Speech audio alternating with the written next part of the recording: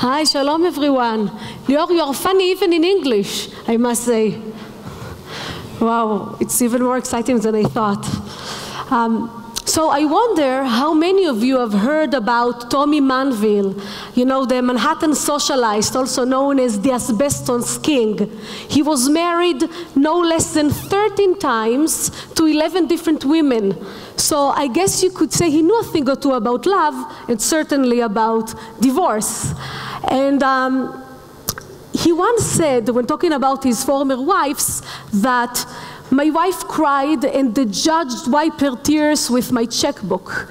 And this was his idea about the relationship between law and the broken heart. Or as Shinichi Suzuki, the inventor of the famous violin teaching method, put it, love is grand, divorce is 100 grand.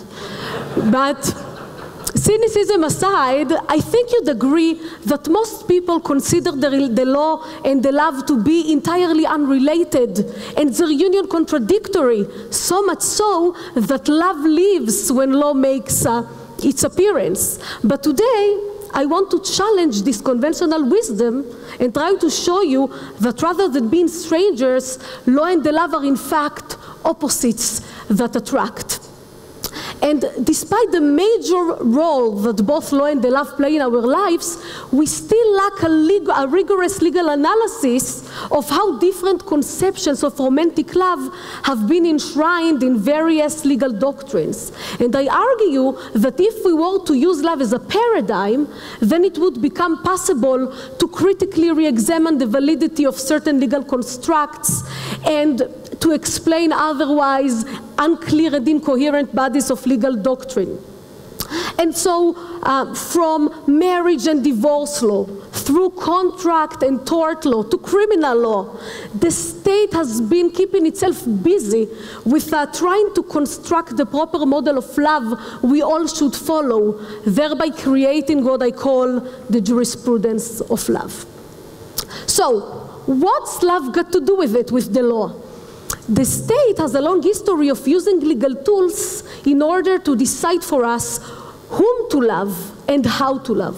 For example, it took almost until the 70s for blacks to be allowed to love whites and for whites to love them back.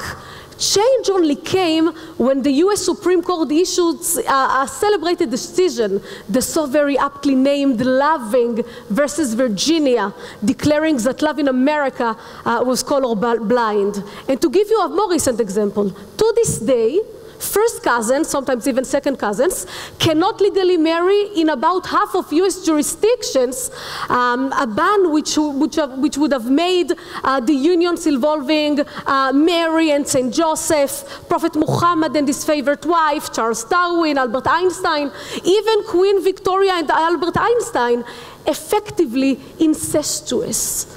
And everywhere else in the world, the law is even more selective about love choices. In Israel, for example, a Cohen cannot marry a divorcee, and a widow who has buried two husbands is called a lethal woman, Isha Katlanit. And according to the halachically based Israeli law, she is no longer permitted to love again because she's a hazard to men. And really, this is the applicable law in current Israel. And so, until quite recently, the law also believed that the romantic love between unmarried men and women must remain strictly platonic. And to this day in Trumpland, 13 US jurisdictions still have fornication laws on the book that make premarital sex a criminal offense. And the law even went further than that and attempted to control what happened in the marital bedroom until the American Supreme Court was kind enough to tell the states that it had no business dictating to married people how to conduct their love lives. And finally, homosexual love is still largely perceived as tainted love. In Israel, for example, homosexual sex became legal only in 1988, and homosexual love is still a legal impossibility here. And in the US, it took until last year for the American Supreme Court to have the judicial courage to concede that same-sex relationships were not an inferior kind of love unworthy of marital recognition. So, in other words, Today, love in America is both color as well as sex blind. But the law also seeks to instill a particular set of values into what it perceives to be a proper model of love. For example, in common law jurisdictions like the US, like England, the law used to subscribe to traditional notions of marriage, to the perception that this legal union joined two halves into a whole person, that two become one. The only problem is that the one in question was the husband. Or if you allow me to paraphrase a famous Israeli song, first I'll say it in Hebrew and in English, בלעדיו היא חצי בן אדם, ואיתו היא בעצם כלום. She's half a person with him and then nobody. She's half a person without him and then nobody with him. Because once married, the woman's legal personhood was embedded and submerged into her husband's, and she was considered civilly dead. She was not able to engage in legal actions. She was not able to enter into contracts. She was not able to hold property. Even her body was not her own. Marital rape was a legal contradiction in terms because the law believed that for love's sake, a woman must provide sexual favors to her husband on demand and give him unrestricted access to her body by virtue of being of one flesh. Or, as one California legislator put it, and I quote, if you cannot rape your wife, who can you rape? And wait, there's more. The law also concocted a recipe for healthy marital relationships. A gender division of labor, with wife playing the role of a homemaker, and husband playing the role of a breadwinner. And this legal love potion also prescribed total wifely obedience, and husband was allowed to use mild violence in order to discipline his wife, provided that the whip he used for this purpose was not thicker than his thumb. And in case you were wondering, this is the origin of the common expression we all use, a rule of thumb. It referred to the legal test that was applied in common law courts in order to decide whether wife beating was legal or, should I say lawful or criminal. And think about this. To this day, we use this common expression in our everyday language without even suspecting its outrageous patriarchal underpinnings. By the way, you see here a finger, because in Israel, in Hebrew, we say klal etzba. Now, a rule of thumb is klal etzba. Etzba is a finger. But this is all an 18th century, 19th century talk. Let's move to the second half of the 19th century, because there we encounter the next evolutionary step in the legal conception of love. And then with this, the law finally realized that it was only harming love by being this meddlesome. And so it adopted the non-interference in the family doctrine. And the all-male courts started romanticizing the domestic sphere by employing the rhetoric of privacy and marital harmony in order to justify the refusal to intervene in family affairs.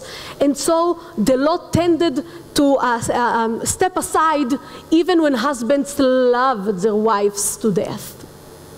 And it was a slow awakening, but with the help of legal feminists in the better half of the 20th century, the state eventually understood that its hands-off approach was only helping the strong to rule the weak and was promoting tyranny, not harmony.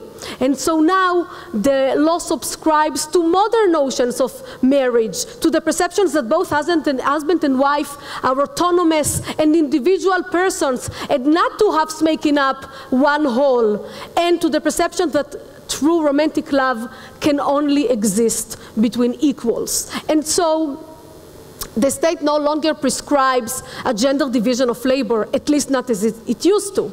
Marital rape is no longer mission impossible, and husbands cannot beat their wives, not even in the name of love. Divorce law may also be read from a love paradigm perspective, but you'll have to forgive me for divorce from my talk today, because I want to have time for two quick thoughts experiments. One meant for the ladies and one for the gentlemen. And ladies first. So ladies, Say you love your boyfriend so much that you agree to accept in hand his marriage, only to find that his dowry includes something far less lovable, a pesky mother-in-law. And this mother-in-law sabotages your relationship and slander you to such an extent that there comes the day when your loving husband believes her and decides to show you the door. Should the law consider your love as a protected legal interest that will hold the meddling mother-in-law liable in tort? Yes, in fact, all US jurisdictions but one, Louisiana, formally recognized your love to be so invaluable as to warrant legal protection through the law of torts.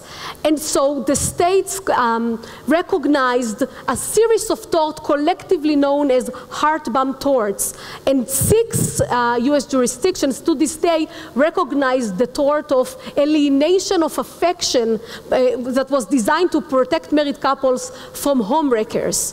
And so in one court decision, a daughter-in-law was awarded no less than $700,000 in damages from her mother-in-law, who, despite the fact that she was the matchmaker who convinced her son to marry the wife in the first place, was also the one who convinced him to show her the door and call it quits after the two got married.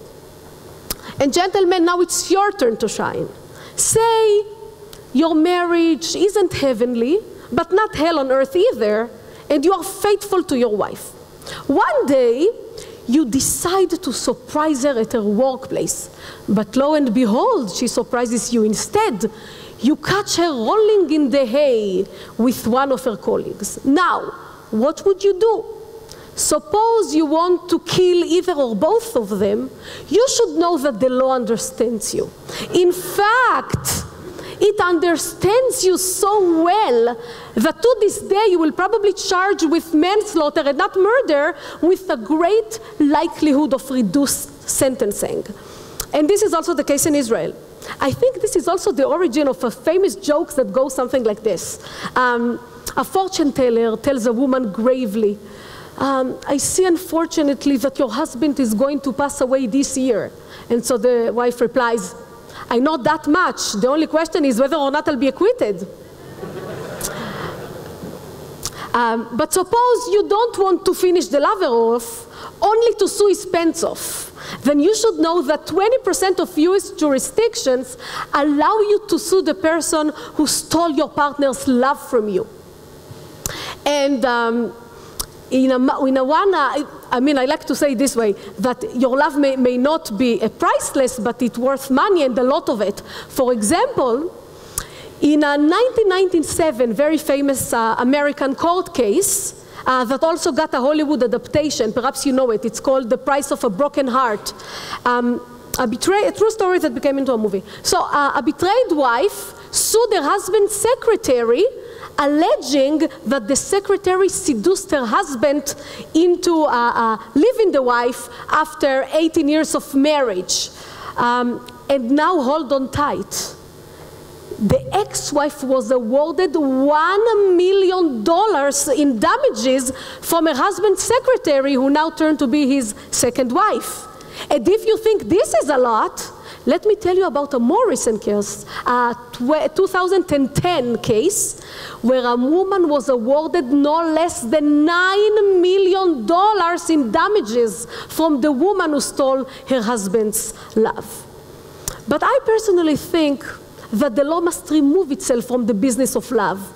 Although this would unfortunately rob a whole lot of stand-up comedians and screenwriters of a rich vein of materials from Sheldon Cooper's 31-page relationship agreement. I don't know if you are familiar with the episode, but it's funny.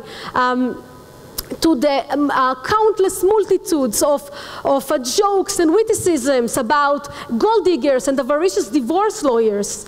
But as Albert Einstein once said in one of my most favorite quotes, two things are infinite, the universe and human stupidity. And I'm not sure about the universe. And I think this is very much true about the many legal attempts to regulate and tame love. Obviously, the issue is much wider and far more complex than this. But if even this short introduction made you think a little differently about your own relationships and the part that the law plays in them, I would call it a success. And ladies, don't forget, when you go home tonight, the whip that you use should not be thicker than your thumb. תודה רבה ולחיי אהבה, for love.